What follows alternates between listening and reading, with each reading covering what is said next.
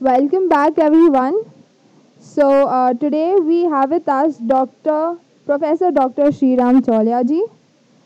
Professor Dr. Shriram Cholia is a professor and dean at the Jindal School of International Affairs, OP Jindal Global University in Sonipat. Sir is a leading opinion columnist for Indian newspapers like the Economic Times, the Asian Age. He is a contributing editor for People Who Influence the World and has authored international organizations and civilian protection, power, ideas, and humanitarian aid in conflict zones. His book, The Modi Doctrine, The Foreign Policy of India's Prime Minister, has been published by Bloomsbury in October 2016. I can kindly introduce you on the dais. I welcome you on the dais.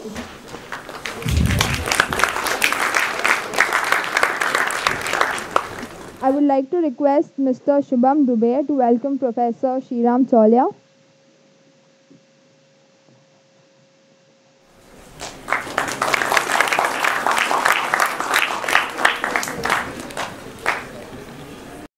I request Professor Shriram Cholia to speak a few words about Indian soft power, a new paradigm to foreign policy.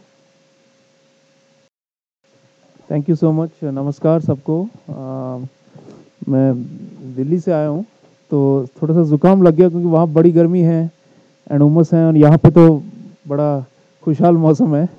So it's been a bit of a change, but think India में से कोई change नहीं है। मैं देखता हूँ जब भी थिंक इंडिया के इवेंट्स होते हैं तो जो जोश और उमंग और जो क्या कहते हैं इंस्पिरेशन, स्फूर्ति लेकर आप लोग इकट्ठा होते हैं। And I am always impressed with the level of motivation that young people show as part of think India initiatives. And Ashish ji यहाँ हैं, तो I am sure under his leadership it's growing like anything. And I find that मैं पिछले कोई चंद महीनों पहले I was in Gujarat, in Ahmedabad, to attend a think India event, and there also the level of organization was very impressive. अभी हाल ही में जब अटल बिहारी वाजपेयी जी गुजर गए तो पीएम ने ट्वीट किया था कि प्रशासन और संगठन, these two I learn from Atal ji. तो संगठन is very important, right? Like ability to mobilize people and to organize them and to make them think about big issues, and to, for them to feel inspired about big causes beyond one's own self-interest. So I see that all of you are ambassadors of that Sangathan, in the sense that you are thinking and you are curious to know more about issues that go beyond your own narrow self-interest. तो स्वार्थी जीवन से ऊपर आप लोग सब सोच रहे हैं, बड़े विषयों पर चर्चों में शामिल हो रहे हैं। इस सब के लिए आपको बधाई। नाउ सॉफ्ट पावर के बारे में आप सुबह से सुन ही रहे हैं, तो मैं डेफिनेशनल एस्पेक्ट्स पे ज़्यादा गौर नहीं दूंगा because you are already acquainted with this idea. But just a small recap. Sometimes people get confused because they think that anything that is not military and involves a country acting overseas, that is soft power, right? But then there is also one more thing that you need to explore, which is economic. So you have to remove both military and economic, and then if a state and a society have significant influence outside, abroad, then you have real soft power, right? So just a matter of clarification.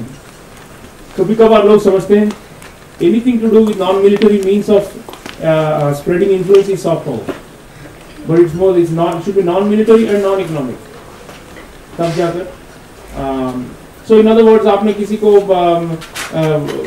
मान लीजिए वो add दे दिया किसी disaster के दौरान, जैसे हम देते आ रहे हैं, तो that doesn't necessarily it builds a soft power, but strictly speaking, as per the definition, that's economic diplomacy, right? But sometimes the definition is fuzzy. I mean, sometimes it borders on this. Suppose आपने rescue करा, अभी पिछले 4 सालों में कई देशों में जहाँ पे भी आपदा हुई है, तो Indian civilian and military has been at the forefront in rescuing people who are trapped or in severe distress due to disasters. अब देखिए, आपने केरल में आपने सुना होगा, बहस सुना होगा पिछले 3-4 दिनों में कि हम बाहर से नकद नहीं लेते हैं बल्कि हम दूसरों को देते हैं। तो ये सॉफ्ट पावर का एक निशानी है। I am just giving you one example of how you can actually mold your soft power through a set of policies and policy instruments. So एक तो soft power होता है जो inherent inbuilt होता है in yourself or in a society or a state at large, right? For example, योग जो है वो तो सदियों से है हमारा, right? Democracy also we practice for over 70 years. They, going back in time, there's so many things that are attractive about India which are inbuilt and जो सदियों से चलती आ रही है, and we are often proud of that, the civilizational positive civilizational heritage that we have. वो एक तो होता है वो जो we have inherited it from our ancestors, and our task is simply to keep those things going and to also promote them. जैसे प्रधानमंत्री जी ने ये इंटरनेशनल योगा डे करवाया जून 21, ये बड़ा यादगार सफलता मानता हूँ मैं पिछले कई दशकों में हमारे सॉफ्ट पावर डिप्लोमेसी की। तो इसमें यह है कि एक तो इनबिल्ट होता है, योग तो है ही हमारा धरोहर है, लेकिन इसको बाहर तक पहुंचाना, दुनिया भर में फैलाना और दुनिया भर में एक स्वीकृति लाना कि ये स्वास्थ्य के लिए और मन की शांति के लिए आवश्यक है। तो that effort that goes into translating our inbuilt capacities into a worldwide movement. ये जो है, so there are two sides to it. One is we have our own inherent qualities. Second is how do we externalize them and how do we make the rest of the world recognize and accept them. तो इसमें effort लगता है। चुपचाप बैठ के ये नहीं, ये काफी नहीं है कि हम बहुत ही बड़ी प्राचीन सभ्यता है, ये कहने से नहीं चलेगा ना, क्योंकि बाहर की दुनिया देखना चाहती है कि इसका क्या मतलब है इन प्रैक्टिस। तो जैसे इंटरनेशनल योगा डे हमने करवाया है, आपको वो किस्सा अगर आपने पढ़ा नहीं है तो I would request you to all go back and read how we did this campaign. 2014 या था कि 15 था, मुझे याद नहीं आ रहा अभी। इंटरनेशनल योगा डे का यूएन जनरल असेंबली में हमने रिकॉर्ड समय में 180 के करीब मेरे ख्याल से वोट हासिल हुए हमें to declare June 21 international yoga day. तो इसमें जो एम्बेसडर अशोक मुखर्जी थे, हमारे उस वक्त के permanent representative to the UN, उन्होंने मुझे बताया कि पीएम ने उन्हें कहा कि अशोक ऐसा है कि ये कार्य आपके हाथों सौंप रहा हूँ और ये जल्द से जल्द होना जरूरी है, एंड चाहे कुछ भी हो जाए आप वही संगठन, जो मैं संगठन की बात कर रहा हूँ, अंतर्राष्ट्रीय लेवल पे भी संगठन करना पड़ता है, लोगों को मोबिलाइज करना पड़ता है, अलग अलग राष्ट्रों के हित होते हैं, उनके साथ सौदेबाजी होती है, लेकिन आखिर में जाकर एकजुट होकर हमारे लिए वोट आया 180। 100 कितने देश हैं दुनिया में आज? 193। So 180 or 193 approximately or so, with a few of them abstained or something like that. It was an extraordinary achievement. तो ये सॉफ्ट पावर का एक उदाहरण है जिसमें हम न केवल अपनी संस्कृति पे नाज करते हैं, बट उसकी जो बेनिफिट्स हैं ये हम दुनिया भर में फैलाना चाहते हैं। So it's the two aspects, as I'm saying. One is a kind of inherent soft power. The other is something that you acquire through proactive diplomacy over abroad. दूसरा, मैंने रेस्क्यू की बात की। आप जानते हैं केरल के लिए जैसे अभी ऑफर आए हैं कुछ मध्य पूर्वी देशों से, हमने we have refused it, but rather in the last 4 years especially Nepal में भूकंप हो या यमन में युद्ध हो या फिर मालदीव, श्रीलंका, कैम्बोडिया, जहाँ पे भी साइक्लोन्स हो, सुनामीज हो, लोग बाधित हैं, तो we are now stepping up and actually giving to the rest of the world because we believe we have the capability to do so. तो ये कुछ हद तक इकोनॉमिक डिप्लोमेसी में भी आता है, बट ऑल्सो ये सॉफ्ट पावर का भी एक गिनती में आ जाता है, क्योंकि लोग देखते हैं कि भारत बड़ी बातें करता है लेकिन करता कुछ नहीं था दूसरों के लिए कुछ करना जरूरी है to acquire soft power in the world. सिर्फ अपने आप को एक महान सभ्यता समझकर हाथों में हाथ बैठे नहीं उससे कोई सॉफ्ट पावर हासिल नहीं होता है। You have to do something for the rest of the world, you have to be a good global citizen, you have to provide what we call global public goods. Public good वो होता है ना, जैसे आसमान, जैसे हवा है, पानी है, They are supposed to be available to everyone, right? You cannot restrict them. So इसी तरह अंतर्राष्ट्रीय मंच पे सुरक्षा है, अंतर्राष्ट्रीय मंच पे आर्थिक प्रॉस्पेरिटी, इकोनॉमिक प्रॉस्पेरिटी है.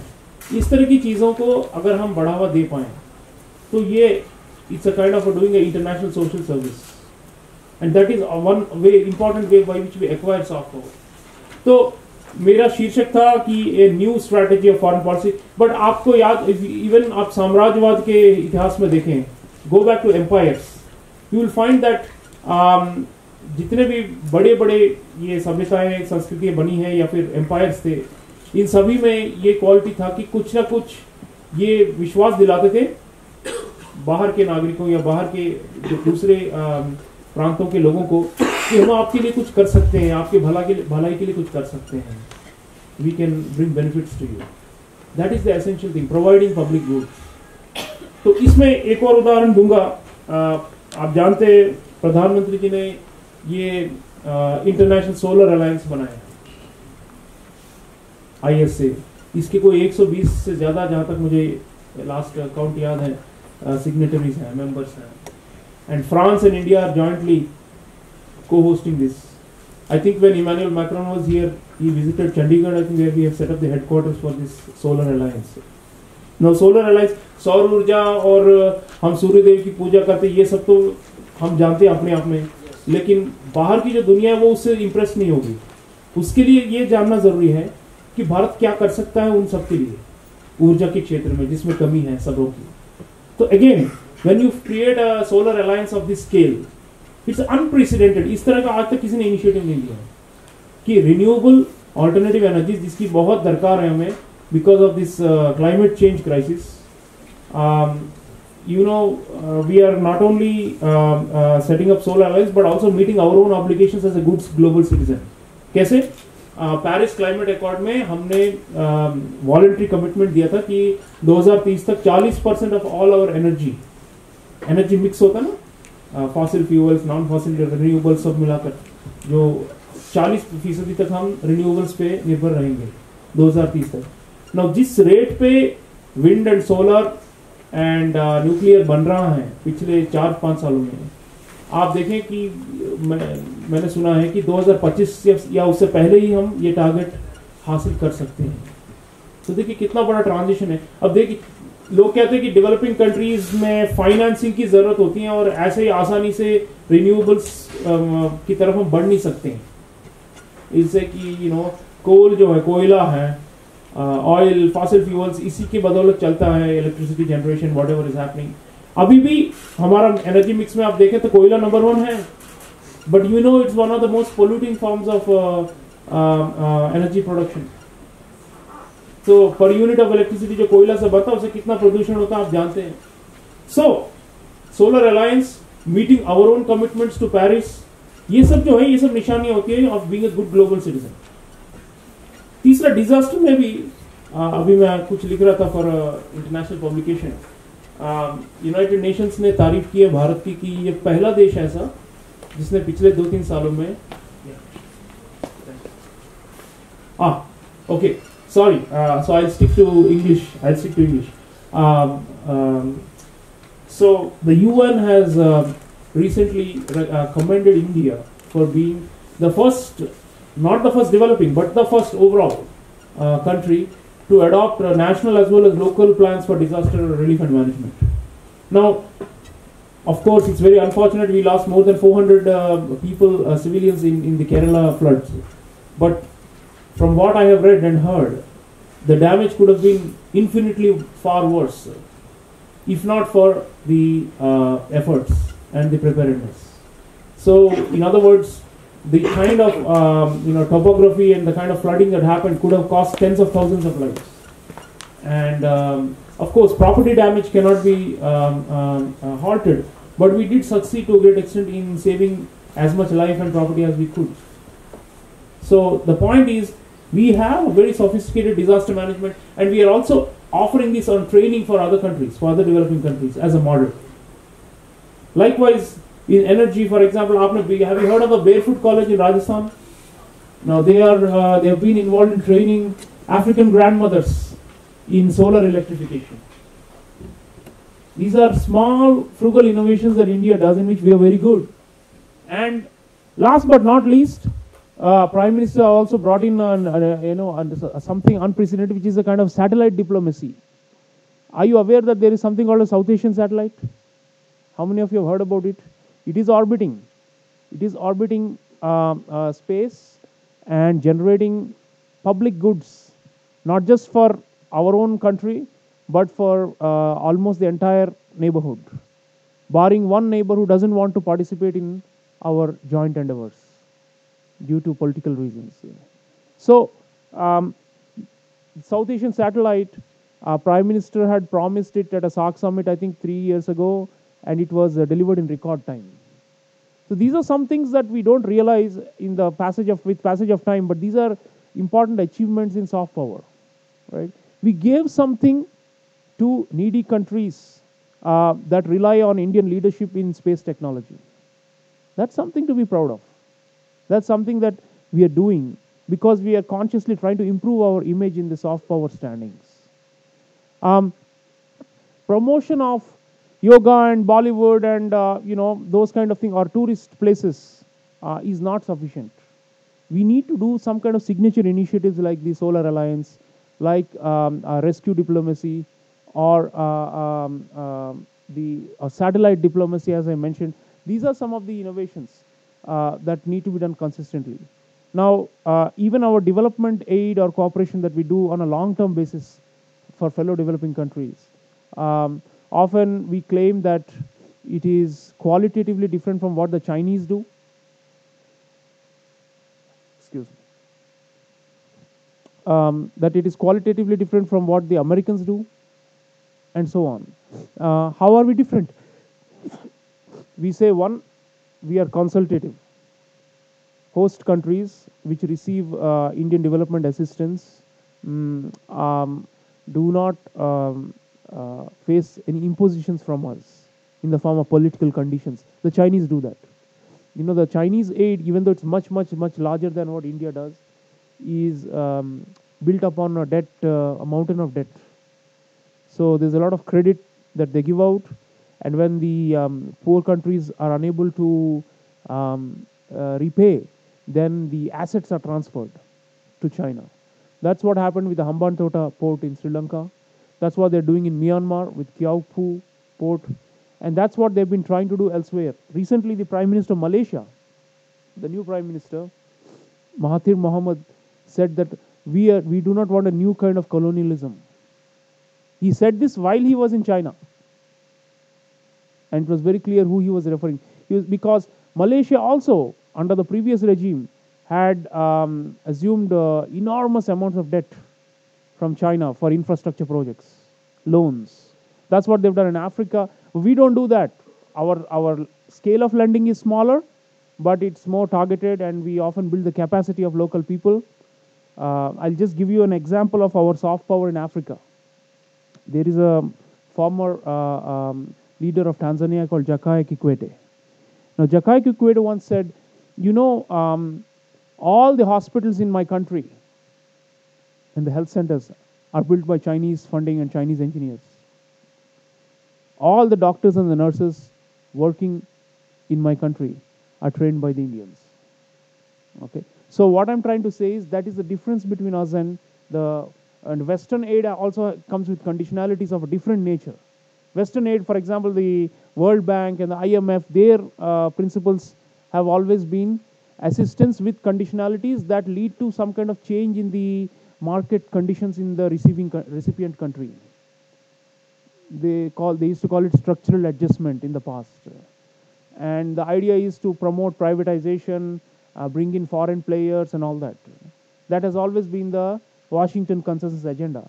And the Beijing consensus, so-called, the Chinese one, is based on debt and acquiring natural resources or technology. High-tech means to be able to surpass the United States. So, but our goal has always been to spread benefits in a way that it's a win-win kind of situation where we gain something but we also give to others. So, convincing the rest of the world that we are doing something in the larger public good not just in our own narrow self-interest, is the essential element for soft power acquisition. And to some extent, we've been doing it. I think a lot more needs to be done. I, for one, have been saying, and I've presented in the PMO as well, for something modeled on the US Peace Corps. Have you heard of the Peace Corps? The Peace Corps is a movement where young people from US colleges go overseas and in developing part of the world, live in remote, less serviced areas, and teach in schools or engage in community service in those countries for a couple of years. And they're financed by the US government, and then they come back, and in the process, they are supposed to build goodwill for at the grassroots level for America. So Trump may be upsetting a lot of people, but the Peace Corps goes on. And that helps to sustain US soft power in many countries. So these are some of the things we need to be doing. Arguably, the Peace Corps wins more hearts and minds than the US military bases in many parts of the world. In fact, as you know, there is a resentment against US military bases. The people see these as neo-colonial implants, but people rarely do so when young Americans go and live in a village in Uganda or Zambia or Zimbabwe and do some social work. So I think we should be planning and sending out some of our young people, maybe in small batches in select countries where we have important stakes. So there are lots of such ideas. We need to have our own television channel that is focused on international issues exclusively and promotes the Indian view of the world affairs. Right now there is none. The Chinese have already done it. You go to any part of Africa and Latin America, you will find CGTN, China Global Television Network, with local correspondents, local bureaus. Their newspapers, translated into local languages, are on the stands all over these countries. The Western world has had that from much before. China is a newer player in this game. The Western in influencing opinion. For example, Voice of America, Radio Free Asia, these kind of things have existed from Cold War era, where they promoted their view of the world and built influence. So, soft power requires influence, to put it crudely, influence operations. We need to think about strategies that will enhance our influence and make us more attractive to the rest of the world. And the embassies or the high commissions are not enough to do this. That's why we need all of you. The traditional diplomatic missions are usually understaffed, don't have many people dedicated for soft power projection, and on June 21st, they mobilize people to do, for example, mass public yoga in every capital of the world. That's all good. They promote, Indian art and culture and movies and such things. They hold music festivals, bring Indian artists, film festivals. Those kind of things are all good. But beyond that, they don't have the real capacity to reach out to the hearts and minds of the citizens in those countries. And that's where I think, in the era of technology, I expect young, motivated people like you to be able to do much more. Because we should all think of ourselves. Netaji Subhash Bose used to say that every Indian abroad is her or his country's unofficial ambassador. But now with the social media and your linkages across borders through online means, I would say every Indian who has access to international networks or circles is her or his country's unofficial ambassador. And you can actually challenge preconceived notions about India. And this is something we need to do very systematically. It cannot be left to a general... See, the problem with many of us is we are so proud of our ancient heritage and civilization that we don't think much about marketing it. We think that the world should automatically recognize the greatness of India.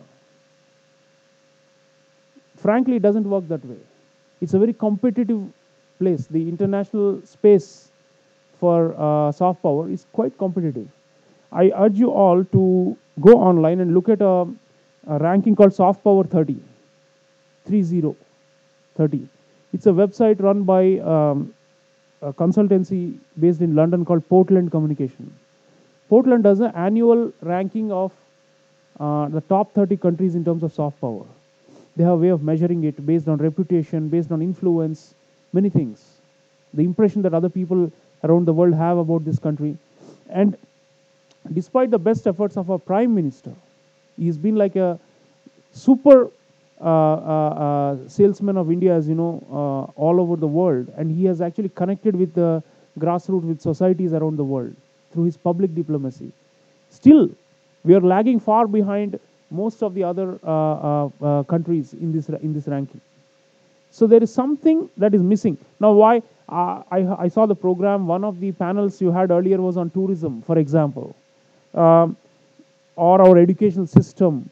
Now, why are we not able to attract far many more tourists or far many more foreign students? I know Pune is a center with a lot of foreign students, but frankly, as a proportion of the total population in a large country like India, we have on a per capita basis very few foreign students compared to many other developing countries. Why? So you need to think deep about what is it.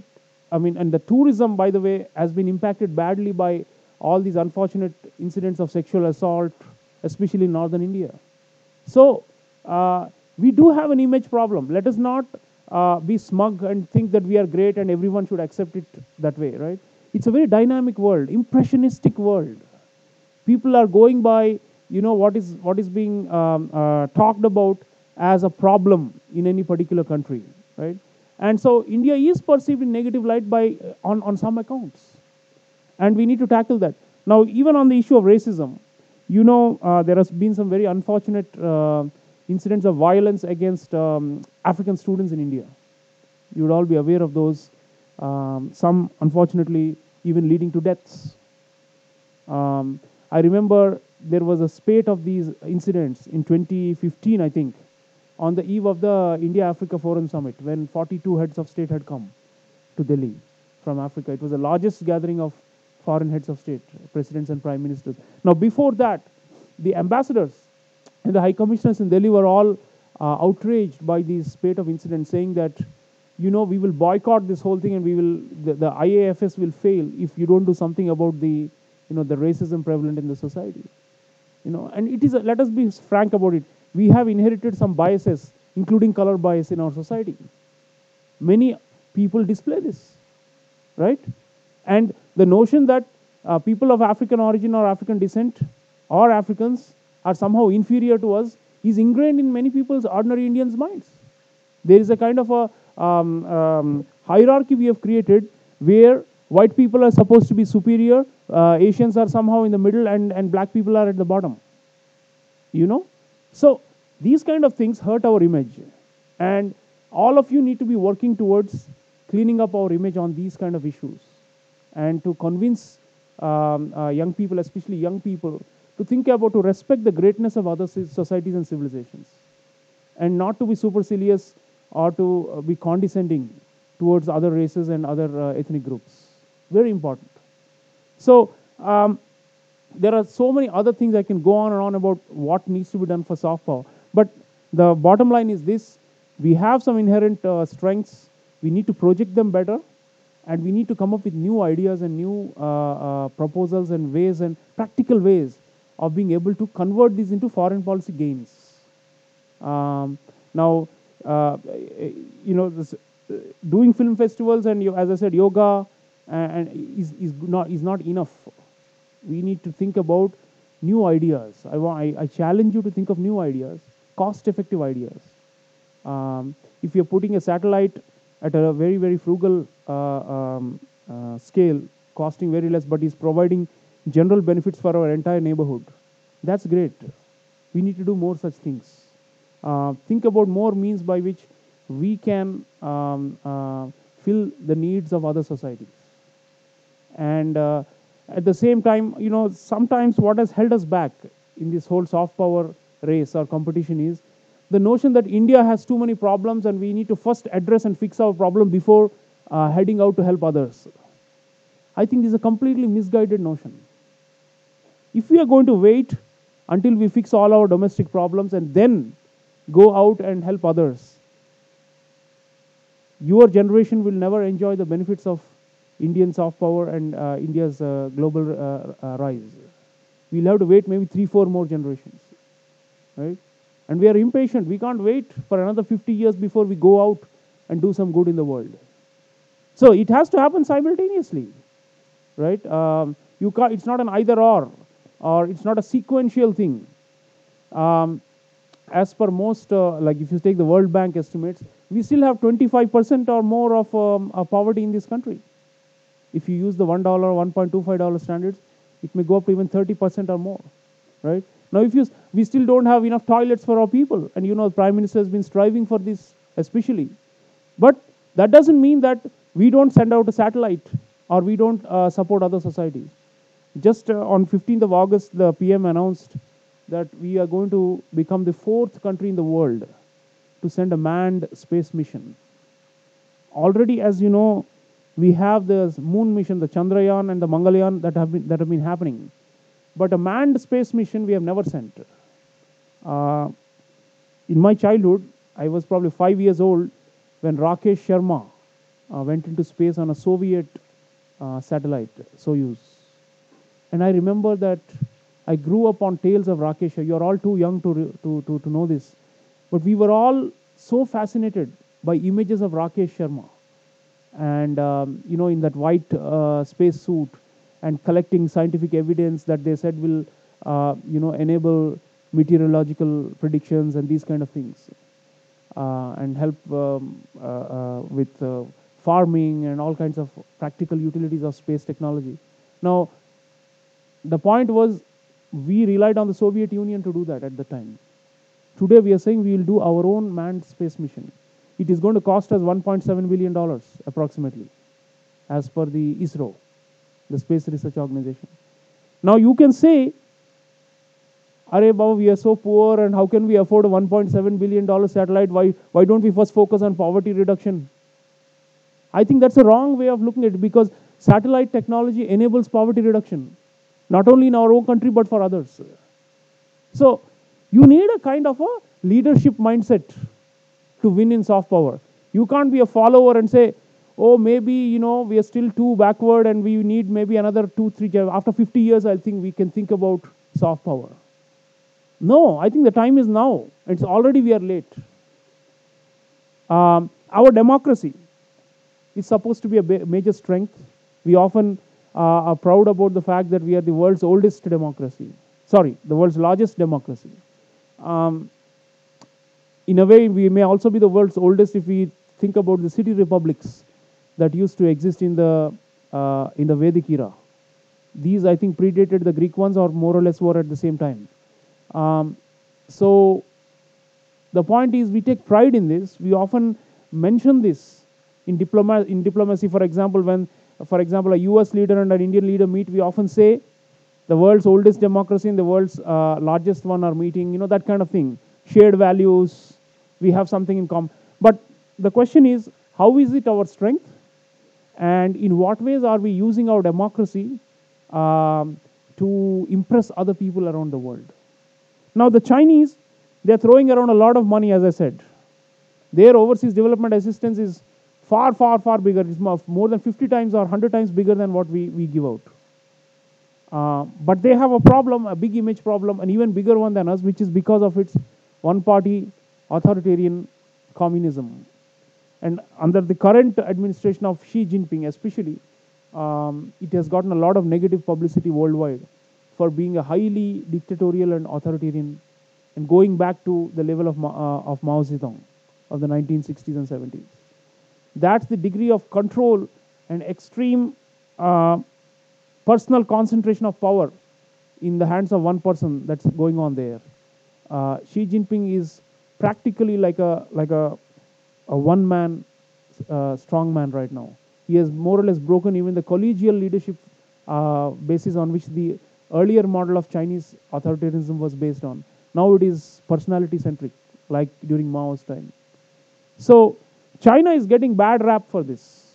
You go around the world, despite all the money they give out in the form of aid. By the way, you should know that Chinese overseas assistance exceeds that of the entire World Bank. The world has changed so much. There was a time when the World Bank was the premier lending institution for developing countries, for poverty alleviation and for livelihoods assistance, these kind of things. Now, China's official development assistance exceeds that of the entire World Bank, right? So they are buying or trying to buy influence, but there is a backlash, especially because what's happening within China and the deteriorating condition in terms of civil and political liberties. On the other hand, we remain a robust democracy with a lot of freedom, and there is no threat really to our democratic system. And please don't believe the myths being created in some vested interest corners in this country that somehow democracy is under peril and liberalism is fading away. You look at the Freedom House rankings. Freedom House is an international body that ranks countries as free, not free, and partly free. India remains in the fully free category. And for your information, among developing countries, we are one of the few countries that has consistently remained fully free. Barring those 2 years when Mrs. Gandhi suspended our freedoms in 1975 to 77, there has never been a crisis of democracy in this country.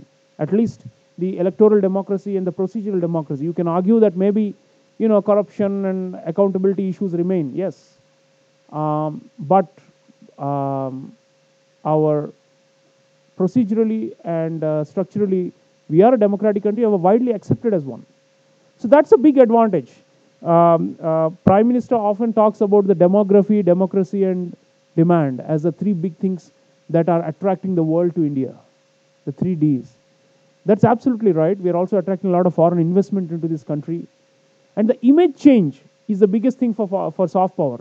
If you are at the bottom and you need to rise up in the soft power, you need to change your image. And you have to do it quickly. All of you may recall, there was a very iconic speech of the Prime Minister in Madison Square Garden in New York. Must have been 2014, a few months after his election. He gave the example of the how impressions of India are changing and need to change further. You remember that famous quip of his about India being seen as the land of snake charmers and cows and buffaloes, and then how he said that the digital revolution, because he was talking in New York and there were a lot of the IT entrepreneurs over there in the audience, and he said, "पहले हम सांप से खेलते, अब हम mouse से खेलते हैं." It's a very important thing to remember when you are saying that a prime minister of the country is saying that abroad. What he's saying is that we are actually modern also, and we actually contribute to contemporary, current global concerns. So apart from information technology, he often talks about climate change.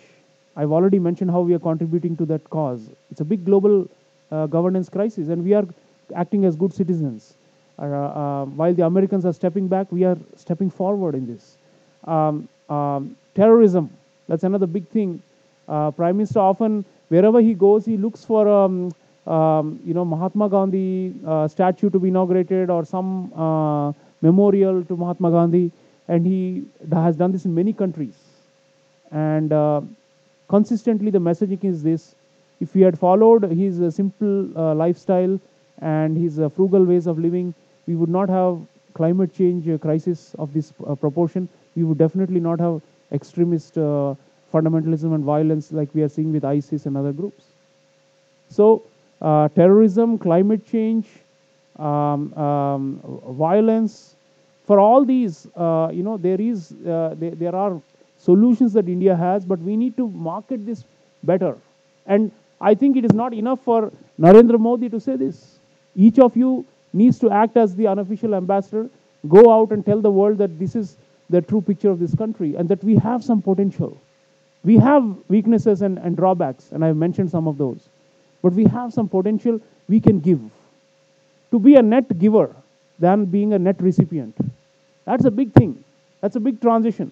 Do you know that in 2017, for the first time in the history of independent India, we became a net donor rather than a net recipient of aid? I was just doing the statistics. 2017, we gave out about 1.3 billion US equivalent, US dollars, 1.3 billion in overseas assistance. We received only 322 million US dollars for some development project from the World Bank, from the EU, from Japan, from the Global Fund to fight AIDS, tuberculosis. So it's a big transition we've made, and this has happened only in the last 4 or 5 years, not before. Earlier we were net recipients, now we are net givers. So soft power comes out of all these means. Soft power comes out of being generous, being seen as a leader, being seen as someone who looks out not only for herself or himself, but for the wider community. Why will you have followers if you are not doing stuff for others? So go back to Swami Vivekananda's philosophy. If you are not serving others and narrowly pursuing your own self-interest, there is no way you can lead. It's simple, right? People will be attracted to you. You get soft power and you accumulate it if you are seen to be working in the general interest. So let us all think about in concentric circles. You work not only for yourself, for your own career, that's good, but you're thinking about your wider circle of friends and society. You're all active in your local chapters and so on. That's great. Think about the nation. Think about our region in South Asia. Think about what we can do for the wider Asia and then possibly for the rest of the developing world. Right? And all these are interconnected. We can't leave one and say, "Wo baad mein karunga," or maybe my future generations will do it. You can't leave it to them, right? We need to sacrifice. Narayan Murthy has been saying that I think 1 or 2 generations should work 18 to 20 hours a day in order for the future generations to enjoy the benefits of prosperous and powerful country. I think that's right. And all of you, should be striving very, very hard. Think of yourself as carrying a baton from an earlier generation to the next one. And to think about what we call intergenerational justice. We can't leave the planet worse off than what we received. But the state of this climate change is so bad, and it's already upon us. We all need to act responsibly. And I think India is doing that, and we should be proud of the fact. So likewise, in all the major global crises and problems, wars, terrorism, climate change, lack of trust, conflicts, rivalries, you name it. Most of these issues require Indian leadership and Indian thought, and you cannot leave it to one man. He's been a major inspiration for us, but it's not sufficient to rely on just Prime Minister.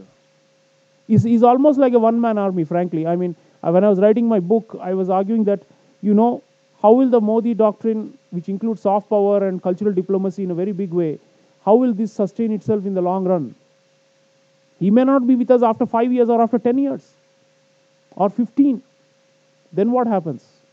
So my point is that all of us need to think of ourselves, as Netaji said, as unofficial ambassadors of our country.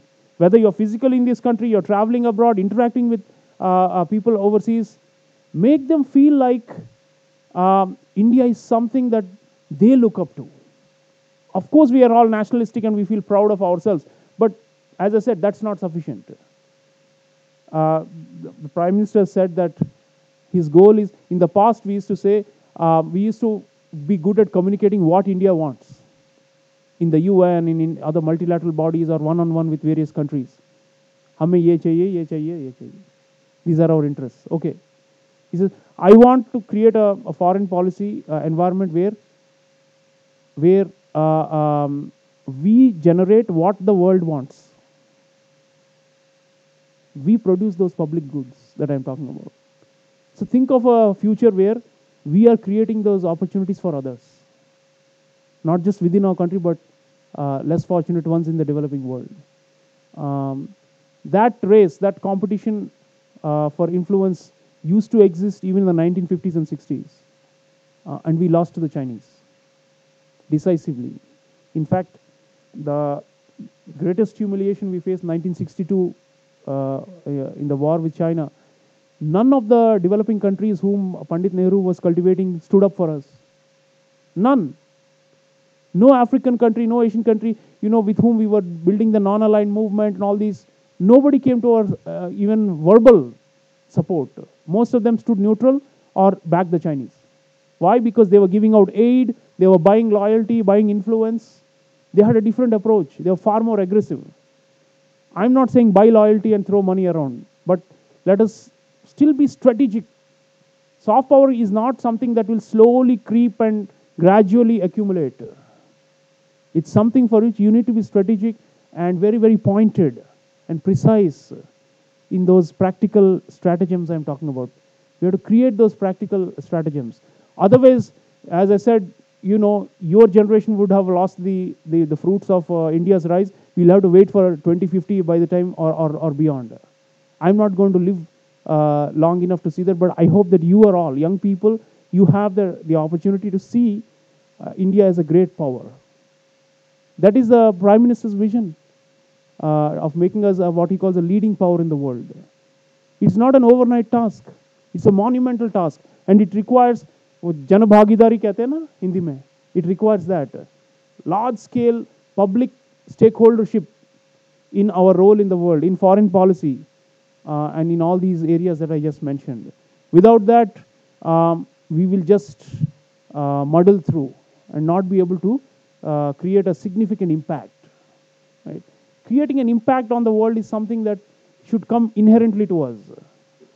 We want to be recognized, and we feel happy and exult when some global rating agency or someone has recommended us or has praised us.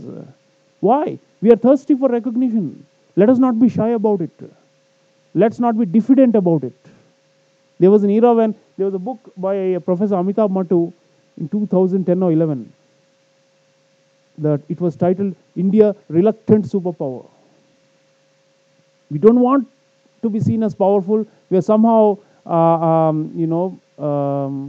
queasy about it and not very comfortable with the idea of acquiring power or wielding power. So I think we need to change all that. And we have it in our tradition. I mean, it's not, you go back in time, it is not only moral and spiritual. We also had realpolitik vision for spreading influence. Arthashastra is the best example of that. Go back in time. How do you wield power? How do you, the so-called Chanakya Niti and all these, we should revisit those.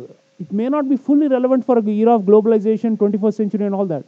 But the simple fact that it is in our genes to want to be influential. We often say, हमने कभी ये उपनिवेशवाद नहीं किया, we never conquered any other country, we never militarily acquired others' territory. Correct. But we had influence through other means. And that is soft power. Right? So we had it in the past. Our empires of the Mauryan era, for example, had it. And we need to regain it. Once there's an interview of the Prime Minister with Farid Zakaria. You should read that if you have not read it. This must have been 2-3 years ago.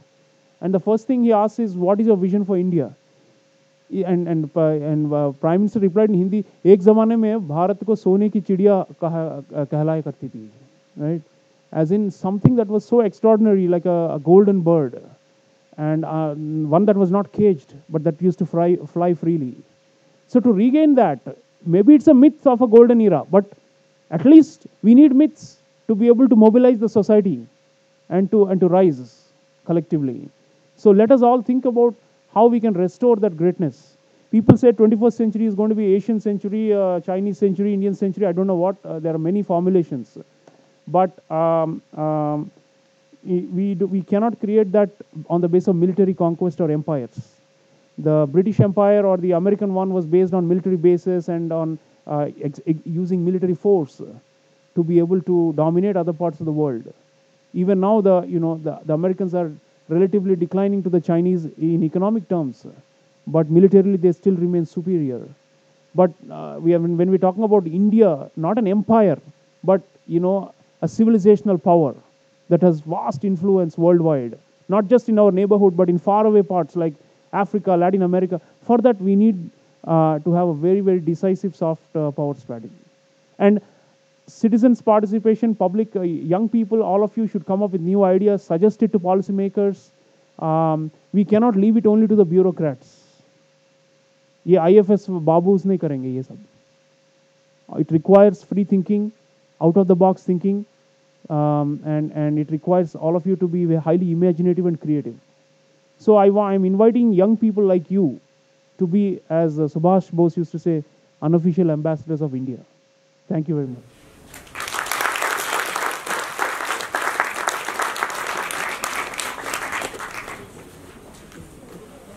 Thank you, sir, for your words and experience. Uh, are you open to take any questions? Any questions in the audience? Please, please. Yeah, I just had a few observations and questions. Yeah, very short. I won't take much of your time. So first, this is an observation that I might be wrong about this, but as far as I know, you were talking about film festivals and you were talking about how they're not enough, but they're still a part of the soft power strategy that India has. And to the best of my knowledge, in the last few years, we have seen a decline in the budgetary allocation to the National Film Development Council, which has led to lower participation of Indian films in the film festival. I just want to know your thoughts on that. Second, when you're talking about a central publication, which is sort of a news channel / publication, which discusses the foreign affairs through an Indian view, what I immediately started thinking of was the American model, where at least part of the idea are things like late night shows, like people like Stephen Colbert, Jon Stewart, who discuss it in a very layman term so that people can relate to it and people ascertain a particular identity in a very non-condescending way so that people can understand it. Do you think at least part of that, or part of the Indian solution could be that? I just wanted to view on that. And the last thing I want to ask you about was that when you're talking about conceding to certain faults that we have, right? And this is not a partisan thing, by the way. I don't have any political affiliations at all. I don't know much about any party to have any. But when you're talking about conceding certain faults that we have, and you at a different point in time you mentioned that don't let anybody mislead you into certain misdirections about what this government has done in the last 5 years. I do agree to every single point that you said, but we also need to address certain various problems that we really have had, that I personally see on a ground level, like tightening of communal tensions, and in certain instances, creation of false matters. This might not be the government itself, but the government certainly condoned it by not taking strict action against things like against actions like false matters against people from institutions like JNU or FCI. Right. So, how do you think that affects the whole narrative inside? I just want your thoughts on that. Thank you. Thank you. Good questions. Film budgets are down. Yes, but it need not be state-sponsored. You see, the private film industry, something like a Bahubali, which is made by a Telugu filmmaker, has traveled the world and has been translated into multiple languages and dubbed and is being widely seen as India's big thing, And by the way, there's a very interesting comparison of the Chinese film industry and the Indian film industry. Recently, I read a study. So, although the state pumps in a lot of money into filmmaking, the products turn out to be average in terms of global audience and liking. Now, there is a blockbuster Chinese action movie called Wolf Warrior, or roughly translated into English as Wolf Warrior. Now, there is Wolf Warrior 1, Wolf Warrior 2. And this is like a action pack, with lots of, cars exploding and, the hero bashing up, villains and all that things. And the second part of Wolf Warrior is shot very lavishly with a huge budget, in excess of maybe 400 crores, has done well in China. It's set in Africa, where the hero turns up and there are all these bad guys who are usually shown as white Western multinationals and corrupt and greedy exploiters of Africans. And the Chinese hero goes and kicks butt and saves the Africans from the Westerners. That is the essence of Wolf Warrior. And it's a box office success in China, but not so much worldwide. Simply because people see the reality of what China is doing in Africa. And it's far more exploitative than is being projected in their movies. So, our movies can be fanciful sometimes, but they're entertaining. And because I think we are a democratic country, the level of creativity is higher. There, the state control and repression of the intellectual freedom is so high that they cannot think beyond a point. It's stereotypical. So our the tiger zinda hai.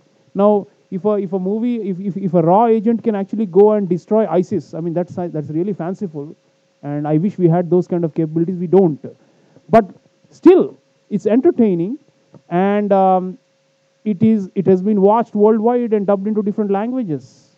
Just to give you an example, like I mean, it's not so big like Bahubali, but still, what I'm trying to say is those kind of things still keep our soft power higher. Our movies are widely watched in Africa. You go to Afghanistan, incredible. The grassroots love for India is so high. Whenever I go, the first thing they ask is, Salman Khan, kaisa hai? You know? So, what I'm trying to say is, we have some strengths, and it need not be state sponsored. Global channel shows, yeah, you know, online media is there. I myself try to start a channel, a show, a weekly show on foreign affairs, projecting our distinct Indian viewpoint. You know, like Farid Zakaria GPS is a typical world affairs show with from an American point of view, which comes on CNN. We need more such things. If not a full-fledged channel in which neither the state nor private investors are interested in pumping money, we should be able to create something on a smaller scale, maybe individual shows to start with. We do have discussions on foreign affairs on TV and so on. I'm often on it, but it's not a systematic, regular thing. And usually, if it doesn't concern India directly, there's very less interest among our editors, be it print media or television. Now, if something big has happened between the Mexico and the US on the border, Indian media would care less. And they say, "Hamara isse koi wasta hi nahi hai. What is the point?" Right? But we need to bring that in. We need to bring all regions of the world knowledge and consciousness of it, so that we are able to produce knowledge about what is happening in the rest of the world and a distinct Indian viewpoint. So that's what we need. False narratives, you know, it's a big country, and it's a free country, and people are free to criticize. But I would be interested in seeing any statistical increase in the so-called intolerance and all that. I feel like most of it is made up. It's a concocted story. These unfortunate things have happened before as well. I don't think there is a systematic increase in these incidents, and there is a segment that has been so unhappy in the last 4 years. They are unable to breathe on in this country because they feel that the ground beneath their feet is being pulled and is falling apart. They are out to spread these things. Of course, we must condemn all bad things, and the Prime Minister has done it on the very big podium on Independence Day. So I think we are very clear about it. I think there is no connivance, and there is no complicity of the state in any of these incidents. If there is, then it should be challenged. And there is opposition and dissent in this country. We are not a Xi Jinping's China, where all dissent has been completely forced shut. So I think we are still, as I said, a vibrant democratic country, and there's no reason to feel despondent by these narratives. And some of you, the social media bubbles, beware of these. There is a world out there which is far more complex and which cannot be summarized in the simplistic fashion and the sensational fashion in which the social media messages are going around. So think of ourselves, think of where we come from, think of what kind of people we are. Pune is full of foreign students. Despite our drawbacks, the racism and other things I said, they will still say, I mean, from what they have experienced, how free this country is, relatively speaking.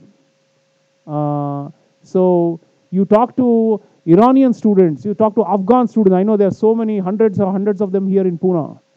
You ask them, I met an Iranian student in the University of Pune some time ago, and she said she was not contemplating going back after studying because she said India is the land of freedom. An Iranian student who wears a chador around her head is saying that she finds more freedom in this country than if she goes back.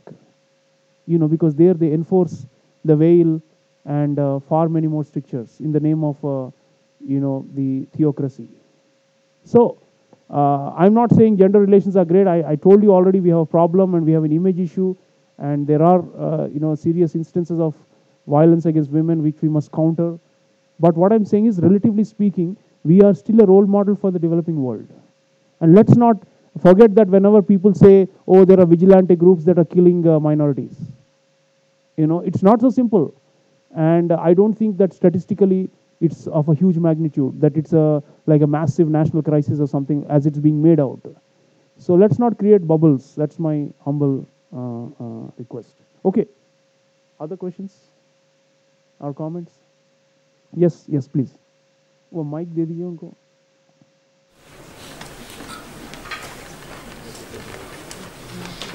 Sir, you spoke about in your speech how satellite development is linked to poverty alleviation. How so? Because that was not exactly clear. Thank you. If you study the benefits that the South Asian satellite is already creating for Bhutan or Nepal or Sri Lanka or Bangladesh, Myanmar, you'll get the answer. It's not just meteorological data they collect, right? Like there's through satellite signals, you actually improve farming practices, and the agricultural season can be better prepared.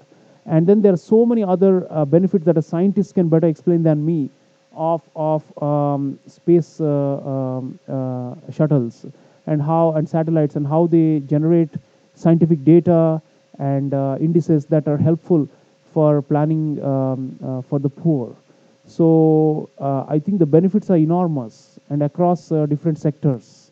The most obvious are climate and agriculture, but there are some others which I cannot recall at the top of my head, but they do generate benefits.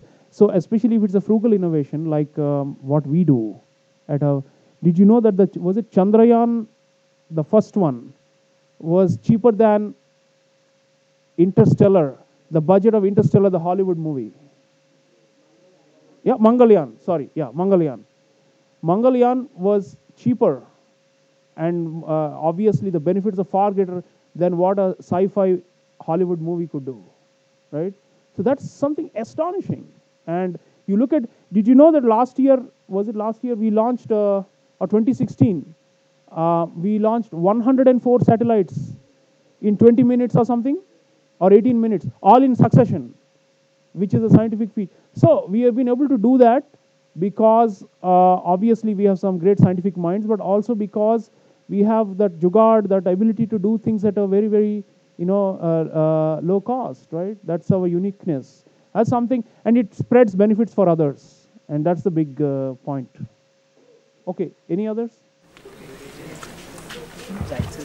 So you said that we have to serve somebody if you are expecting help from somebody.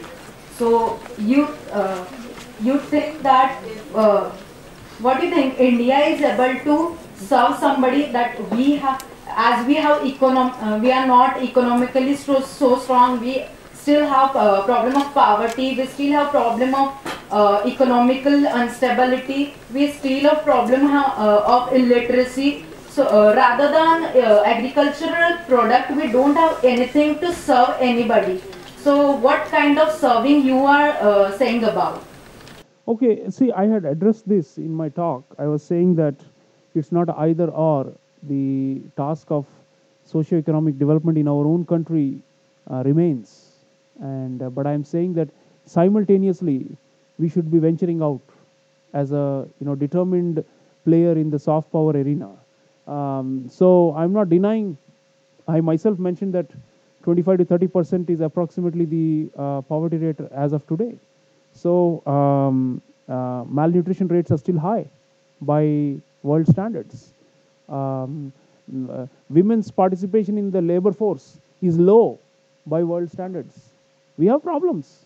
So, but I don't think that should hold us back because we have capabilities, as I was saying. You see, we are not. Let me put it this way. India is not a Zimbabwe. Let me put it this way. Okay, Zimbabwe has all these problems that I mentioned, but Zimbabwe has far fewer capabilities, while we do. I've mentioned in different areas, right? Look at the rescues we have done.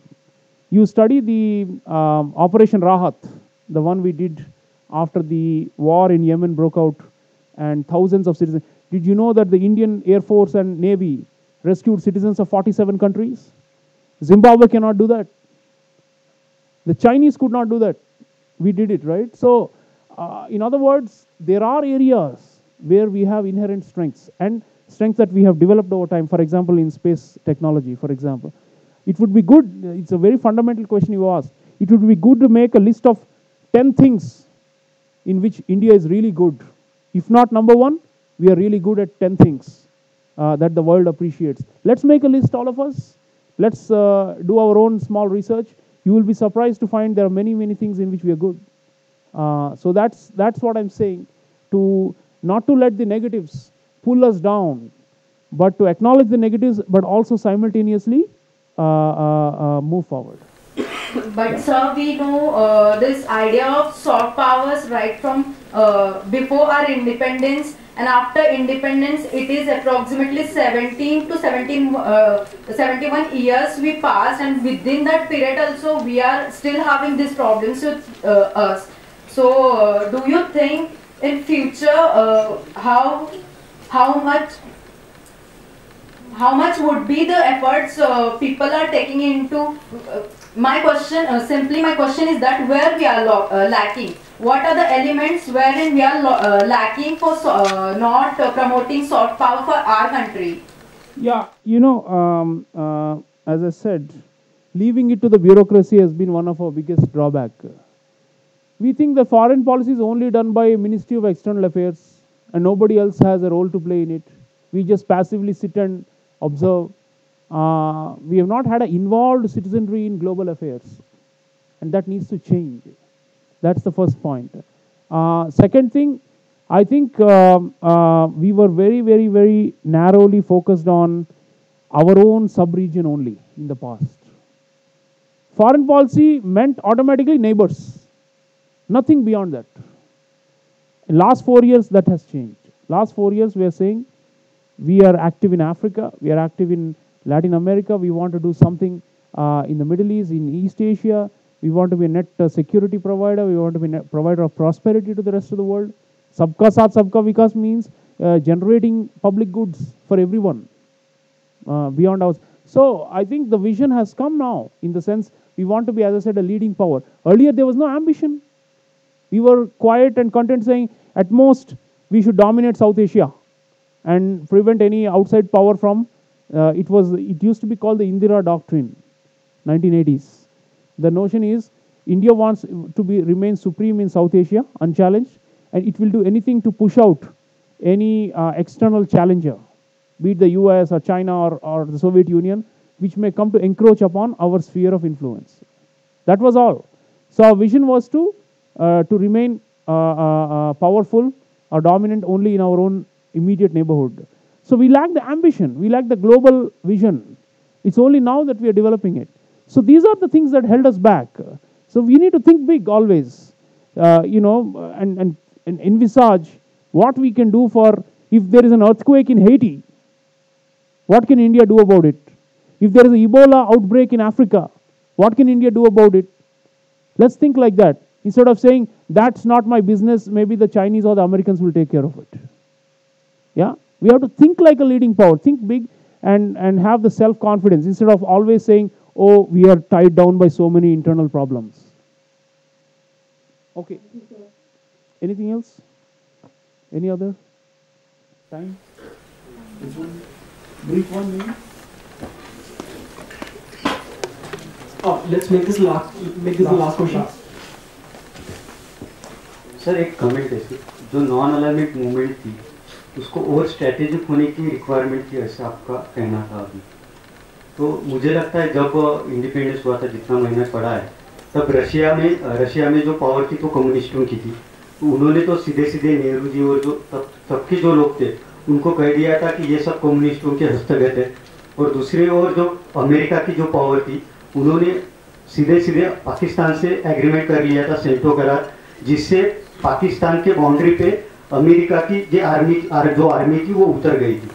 तो America, China और पाकिस्तान, इनका एक अलग ही कोalition था। Russia भी हमारे खिलाफ था। उस वक्त नॉन अलाइनमेंट मूवमेंट का स्टैंड लेके हमने एक नई स्ट्रैटेजी अपनाई थी, ऐसे आपको नहीं लगता था? नहीं नहीं, देखिए मैंने पूरे जो नॉन अलाइनमेंट पे टिप्पणी नहीं की थी, मैं सिर्फ ये कह रहा था कि इनके साथ हमने धोखे में थे। ये ज़रूरी नहीं है कि इसका मतलब पूरा नॉन अलाइनमेंट फेल हो गया था। उस वक्त चॉइसेस हमारे बहुत ही कम थे, जैसे आप बता रहे हैं, तो उस समय के लिए कुछ हद तक वो ज़रूरी लाजमी था वो। लेकिन कहाँ मात खा गए हम, सैनिक शक्ति नहीं बढ़ाई। अब देखिए 50 के दशक में कई लोग चेतावनी दे रहे थे कि माओ जो हैं वो अलग किस्म के एक राष्ट्र नेता हैं जो कि तिब्बत पे कब्जा करना चाहते हैं और भारत पे दबाव बढ़ाना चाहते हैं, लेकिन सुनी नहीं किसी ने। कृष्णा मेनन बैठे हुए थे। देखिए फौजी शक्ति जो है, सैनिक शक्ति, वो सब कुछ नहीं होती, लेकिन 1962 के झटके ने हमें बताया कि अगर उसमें आप अंडर इन्वेस्ट करोगे तो फिर लेने के देने पड़ सकते हैं, क्योंकि अंतर्राष्ट्रीय राजनीति में कोई ज़रूरी नहीं है कि सब मूल्यों और सिद्धांतों के आधार पर चले। नेकेड पावर पॉलिटिक्स भी चलता है, तो इसीलिए ज़रूरी है सशक्तिकरण, डिफेंस मॉडर्नाइजेशन। इंडिजिनाइजेशन नहीं कर पाए हम आज तक। देखिए we are dependent on foreign, तो that's why make in India with the defence component is so critical and central. अगर ये नहीं सक्सीड करती फिर तो ज़माना निकल जाएंगे and we will still be in the same dependent position and weak position militarily. So non alignment तो बहुत बड़ा सब्जेक्ट है, but my limited point was that we blundered in a big time and we could not win the support of developing countries. See, that was the point at the time. आपको हैरानी होगी 1962 अक्टूबर नवंबर के महीनों में जब when the Chinese military was pouring in, Prime Minister of India wrote a SOS letter to JFK. Mr. President, the Chinese have already occupied Nefa. They are crossing, the most of the terrain. I request immediate military assistance from the United States, or else the entire Eastern India would be swallowed up by the Chinese. अब देखिए, for us to be a supplicant and to ask the United States to come to our defense, what a low point it was in our history. We had to beg the United States, who Nehru was calling as a capitalist, imperialist country. Finally, we had to ask the American, and anyway the aid came too late and we had already been humiliated by the Chinese. So the point is, there are some areas where we have to build self-reliance and be far more, as I said, strategic and aggressive. Otherwise, you may face serious challenges to national security. Okay, I think we are out of time.